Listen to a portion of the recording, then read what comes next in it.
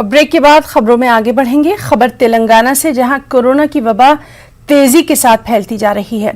पिछले 24 घंटों की अगर बात करें तो तेलंगाना भर में 73,275 अफराद का कोरोना टेस्ट किया गया, जिसमें से 6,551 अफराद कोरोना से मुतासिर पाए गए। तेलंगाना में कोरोना से 43 मरीजों की कल मौत हो चुकी है। पिछले 24 घंटों के दौरान 3,804 अफराद सेहतयाबी के बाद अस्पताल से डिस्चार्ज भी हुए हैं, यानी कोरोना को मात देने में कामयाब रहे। रियासत भर में 65,000 एक्टिव मामले हैं। ग्रेटर हैदराबाद के हुदूद में 1,418 नए मामले दर्ज किए गए। रियासत तेलंगाना में कोरोना की बढ़ती वबा का असर अब तामीराती शोबे पर भी देखा जा रहा है। पिछले एक हफ्ते से तामीराती काम ठप पड़ा है। कई बिल्डर्स कोरोना से मुतासिर हो गए हैं। इसके अलावा मजदूर भी कोरोना से खौफजदा ही दिखाई दे रहे हैं। दीगर रियासतों के लाखों मजदूर शहर हैदराबाद में काम करते हैं।